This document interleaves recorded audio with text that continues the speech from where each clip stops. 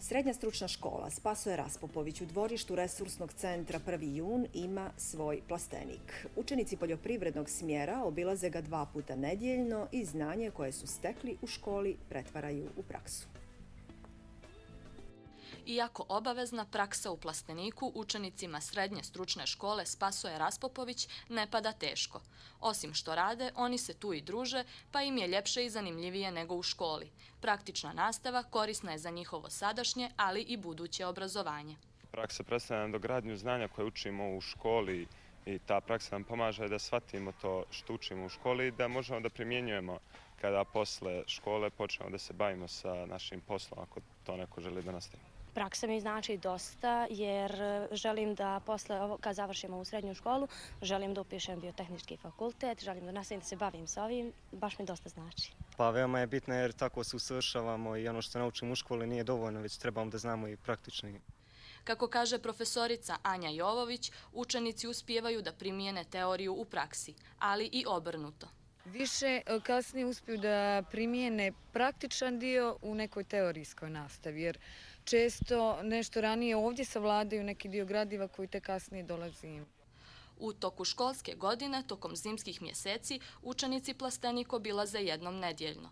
Proljeće je doba koje im donosi nešto više posla, pa su na praktičnoj nastavi, osim radnim danima, ponekad i vikendom. Tako uče da rade ono za što se školuju. U plasteniku konkretno krenuli smo od neke proizvodnje rasada povrtarske kulture i cvijeća, zatim pikiranje i presađivanje tog rasada u malo veće kontejnere.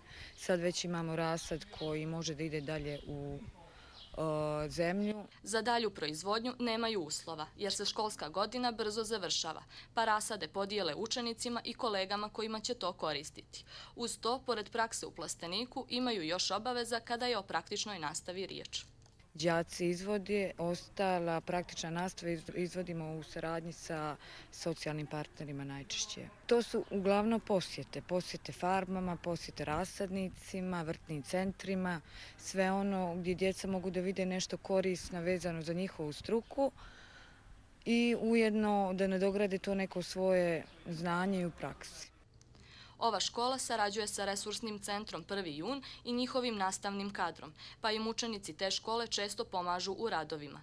Plastenik je također rezultat dugogodišnje saradnje sa Ministarstvom poljoprivrede i ruralnog razvoja. Nadam se da će biti još bolja saradnja kako bismo što više podstakli buduće učenike da upisuju ova lijepa zanimanja od kojih posle završetka školovanja mogu, znači imaju prilike da odmah nastave dalje školovanje, a i također ko od njih ne želi da nastavi školovanje može odmah da započne svoj biznis i to, vjerujte mi, mi takvih učenika već imamo koji su vrlo uspješni u svom biznisu u ovom zanimanju.